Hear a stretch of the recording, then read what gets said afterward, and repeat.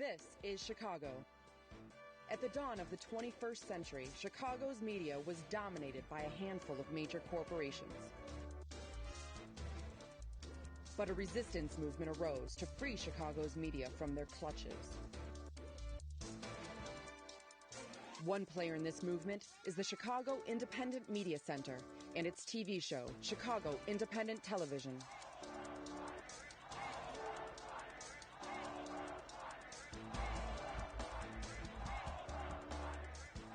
The Independent Media Center is a worldwide network of grassroots correspondents committed to using the tools of the media for promoting social and economic justice.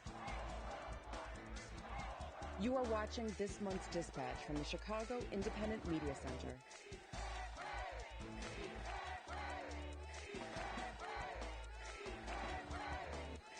Welcome to Chicago Independent Television, a collection of progressive video reports by grassroots media workers produced free from corporate or commercial support or interest. I'm your host, Jason Page. In this episode, we'll go into the streets of Chicago for recent protests on U.S. involvement in Syria and protests against a secretive government policy group known as ALEC. We'll also learn about a recent activist win in a Chicago hospital, and we'll learn more about the phenomenon known as chemtrails. Stay with us. Chicago Independent Television is not brought to you by Coca-Cola, whose logo is stained red by the blood of murdered Colombian labor union organizers. Learn more at killercoke.org. Coke, the drink of the death squads. Mr. Bishop, I want to use this picture on the front page of our next issue. Oh, come now, Nancy. We can't print a picture like that. Paper is read by people all over the city. Just think what a picture like that would do to the reputation of our newspaper. I don't think we should hide things just because they're unpleasant. How do we stop things like this if we don't let the people know they're happening?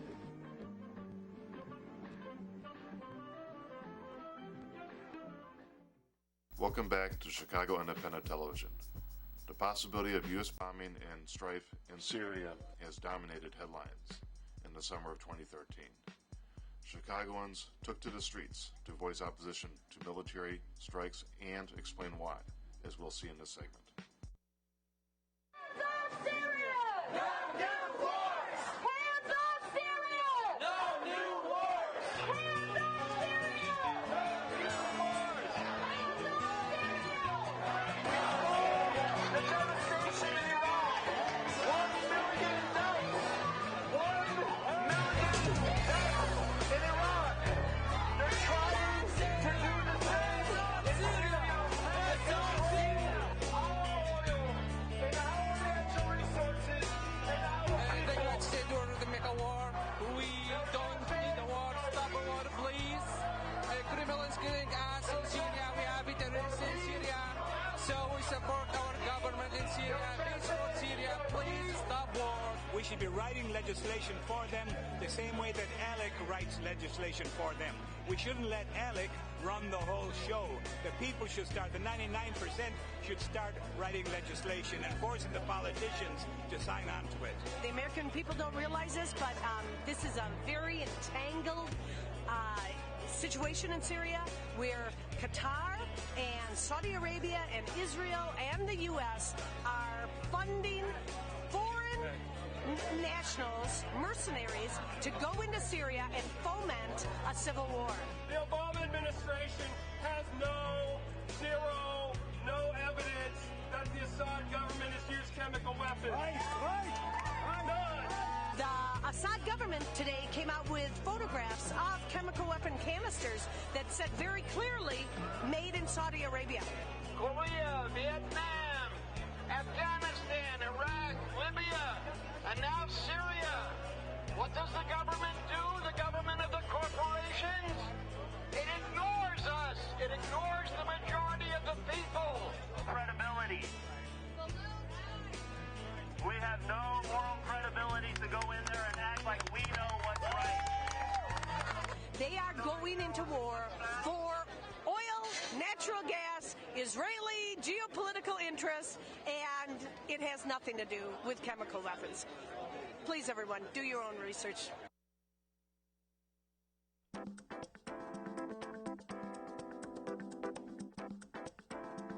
I'm Jerry Boyle of the National Lawyers Guild, and you're watching Chicago Independent Television.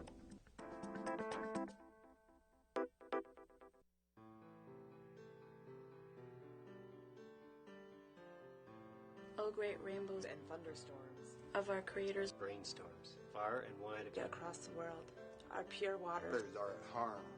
Please be a guide for the protectors of our waters and lands. May you break in parts of your canyon red, sunset orange, corn, pollen yellow, seas, oceans, lakes of blue, and mountain purples for all peoples of each color across the world to defend our Mother Earth. She needs our help.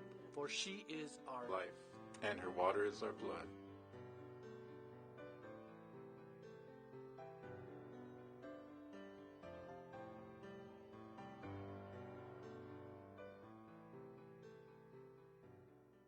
Welcome back to Chicago Independent Television. The American Legislative Exchange Council, also known as ALEC, is a secretive group that rewrites local and state laws in America to benefit corporations. ALEC held its 40th anniversary conference in Chicago in the summer of 2013, drawing spirited protests, as we'll see in these two segments. Executive Director of a Just Purpose and anti-hunger organization, Senior Pastor of Namaste United Church of Christ, and a member of the Chicago Moral Monday Coalition. Over the last 3 months, more than 1,000 people have been arrested in North Carolina as part of the weekly ongoing Moral Monday protest.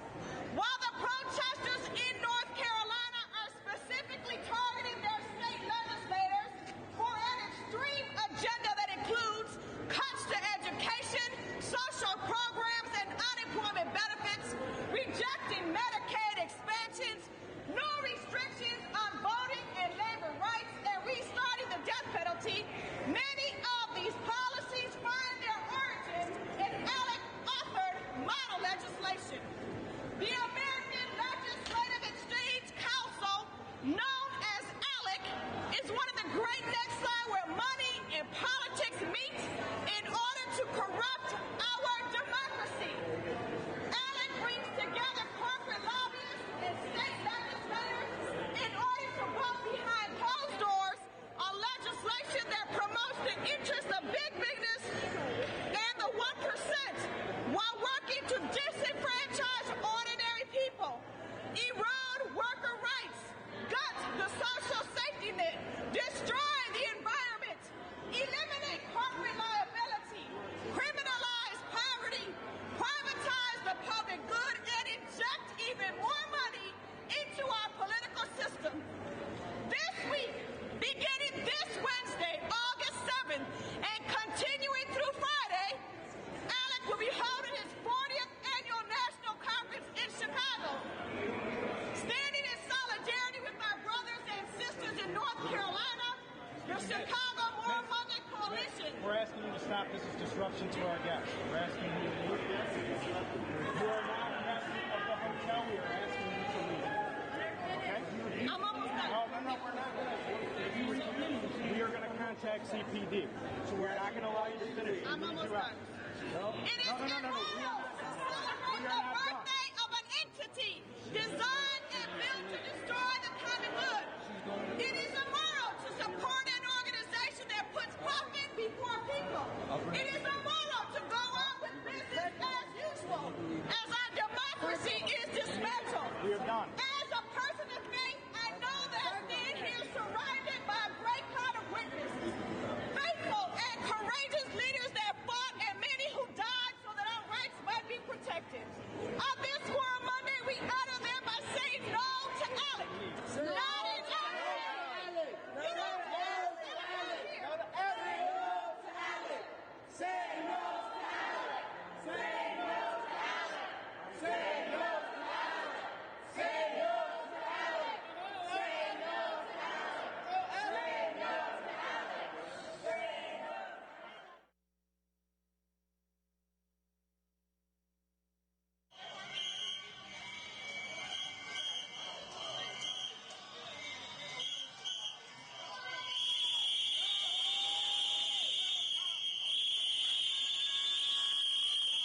Pay the workers.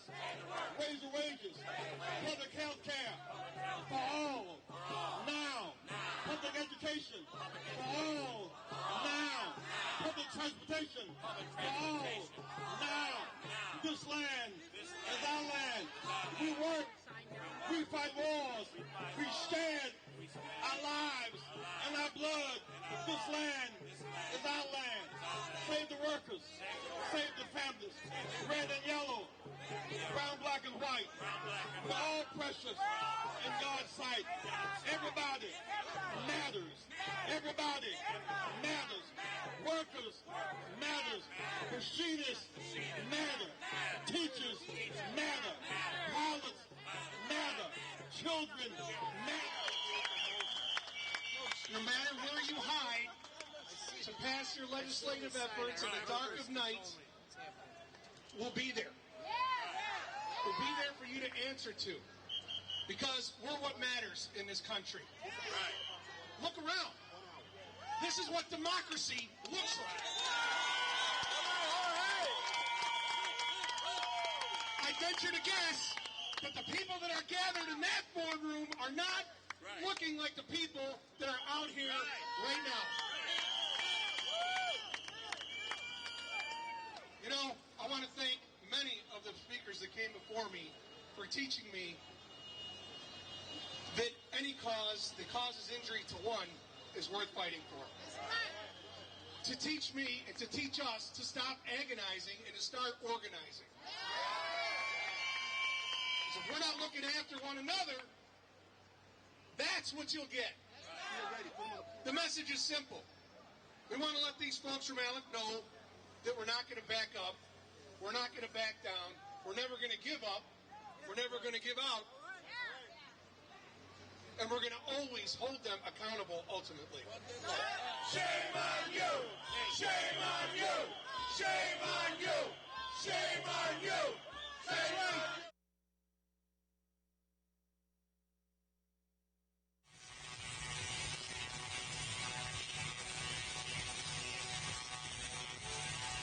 Shut down Guantanamo Bay! We won't live in a torture state! Shut down Guantanamo Bay! We won't live in a torture state! 10 activists went in and after delivering a citizen's indictment to the clerk of courts, they came down to the lobby and they started to read aloud that citizen's indictment. And within a matter of minutes, many of them were handcuffed. One individual here, Ron Durham, has refused to get up and walk. He's using the method of passive resistance. And he's been informed that he's going to be taken straight to the Chicago Police Department. Why aren't the police arresting George Bush? The criminals are not in this truck. The criminals are in Washington. Why aren't the police protecting us from the torturers? Arrest the torturers! Stop torture! Welcome back to Chicago Independent Television. Chicago activists won a dramatic victory as they forced Northwestern University Hospital in Chicago to change their policy against providing care for undocumented immigrants. We'll learn about the victory in this segment.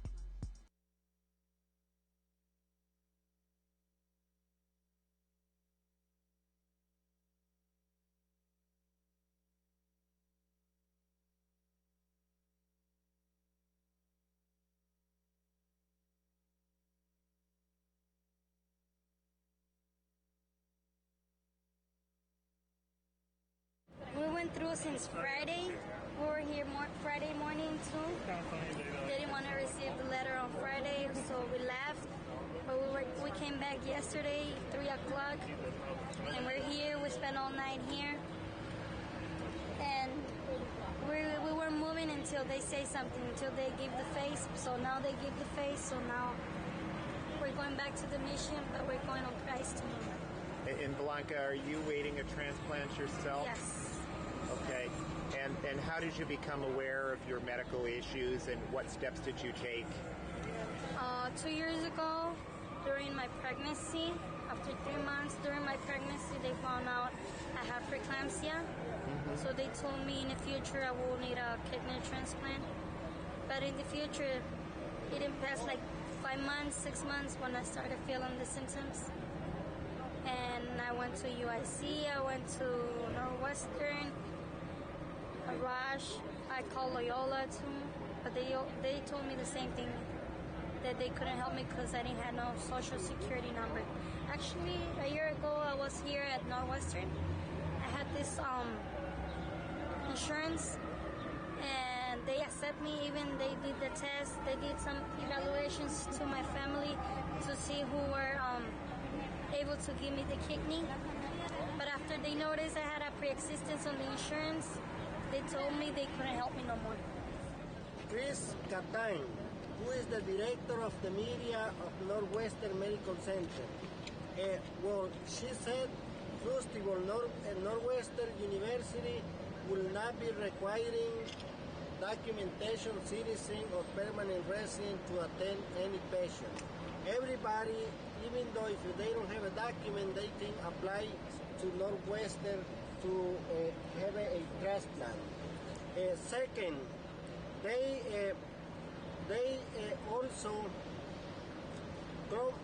also say that every person who were in the list and the hunger strike, they can go and apply to the organ center Kobler, and we have to let them know when these people apply for the organs. Third, everybody who apply for organ transplant in Northwestern Medical Center has to have a 1 year living in the city of Chicago or on the state of Illinois. 4 point, they also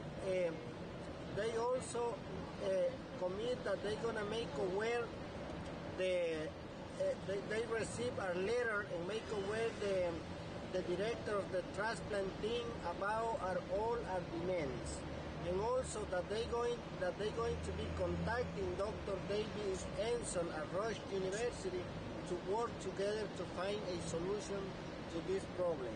5 point, that they're going to be working with the people who need transplants, those who have been in hunger strike, to talk to every day, to have a conversation every day with them to fulfill all these promises that they have done.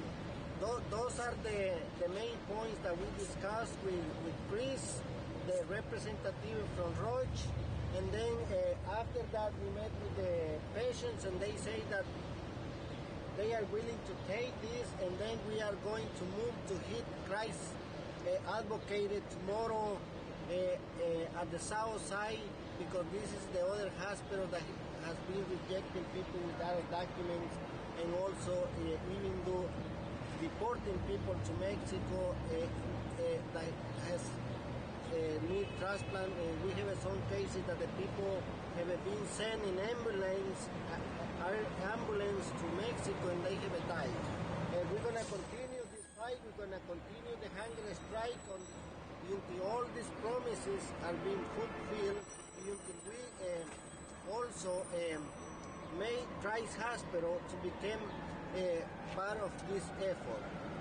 Father, has Northwestern pledged to put these promises into writing as well? Oh yes, they say that when the transplant team, when the director of the transplants came from he's out of the country now, they're going to put all this in writing and they're going to give it to us. They wrote a press release. I don't have the press release in here, but we can provide it some writing where they are saying that their policy is that they don't ask for permanent resident or citizen for persons to receive a organ transplant by Northwestern Medical Center. They have changed this policy because so far what we know is that they reject Marisol. They told her that she cannot have a transplant because she didn't have a documents, right? And also Blanca and others. And then now they are changing the language, and we're going to take that, and then we're going to continue monitoring them that they fulfill what they say. Personally, I don't believe them. And then we're going to continue our hunger strike until we convince most of the hospital to be in this dialogue to resolve this problem. And also, I want to let you know that by making those medical centers to be in dialogue together, to create a non-for-profit pharmaceutical for the poor, to attend the transplant, not to reject the elderly and the migrants, we are beginning to fight back what Obama has put in place as Obamacare. The Obamacare is condemning the undocumented, and we don't have another choice to target one by one those hospitals if we change them.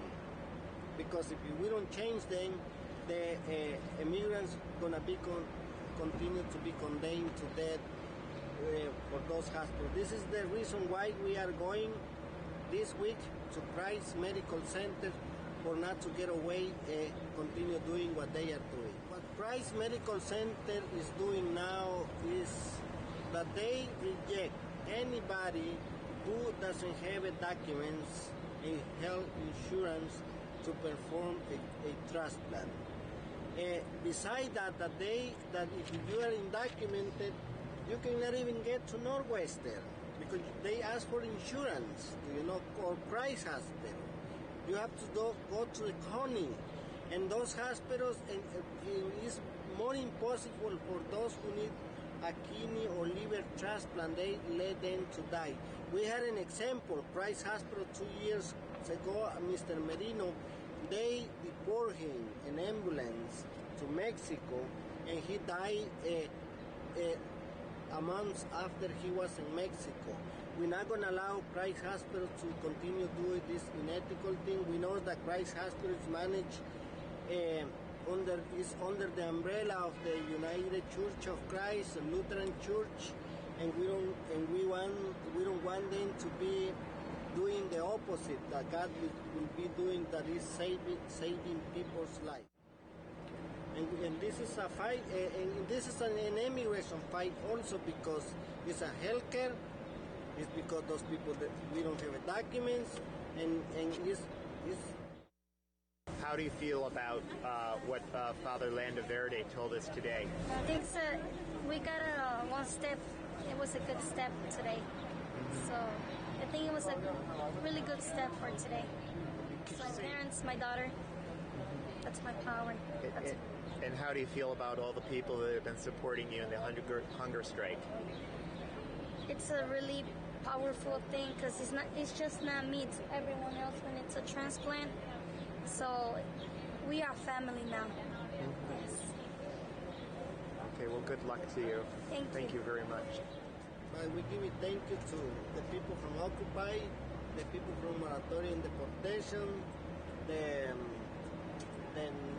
Medical for Actions, the Lawyers Guilds, and everybody who has been with us in fighting.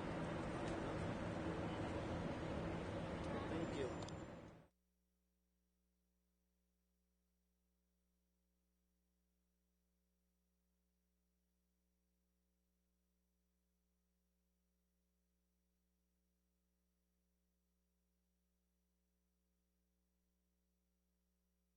Hi, I'm Vermin Supreme, and whenever I'm watching some sort of moving images on a screen, it's Indy Media for sure.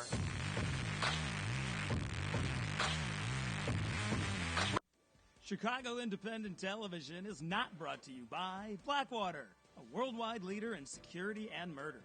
Learn more at blackwaterbook.com. Blackwater, we kill innocent Iraqis so that you can feel more secure.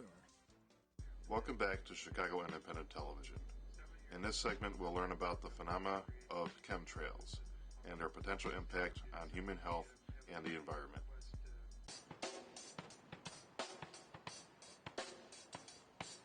Chemtrails are not a conspiracy theory.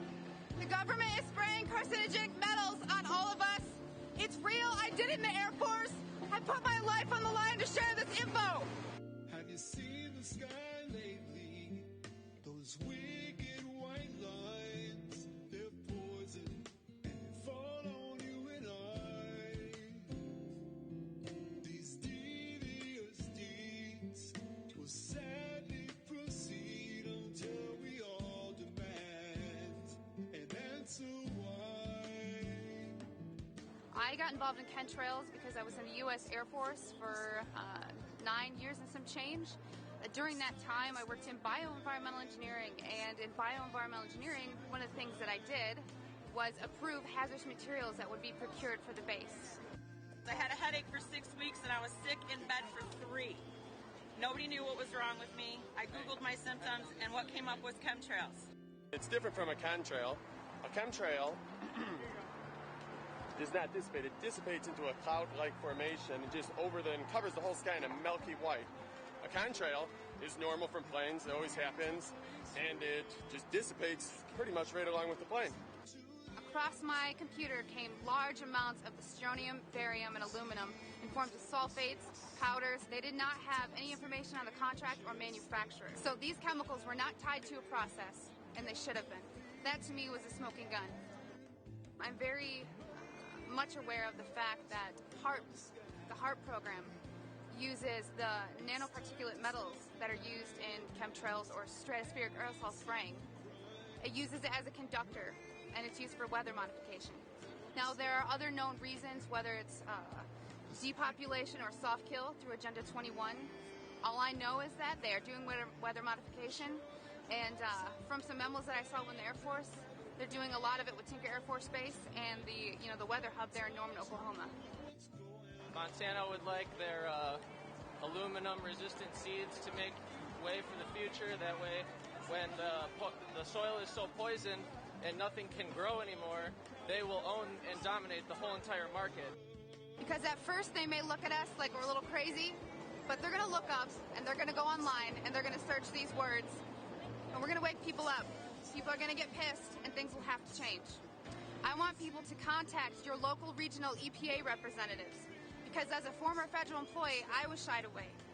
But when we are in huge numbers, they cannot ignore it. And trust me, they're talking about it in their Monday morning meetings. Contact your representatives. Go to your local city town halls or your villages. Bring this up. Get the people informed. When you see the rise in autism, respiratory illnesses, neurological disorders, people don't get Alzheimer's in their 30s. That is not normal. You see the white lines in the sky? You know that that's called geoengineering. When you are searching this program, type in stratospheric aerosol spraying. Type in geoengineering, because the term chemtrails gets caught up on search engines like Google, and the first thing that comes up is that it's a conspiracy theory. And I'll tell you again, if it's a conspiracy theory, then I don't exist.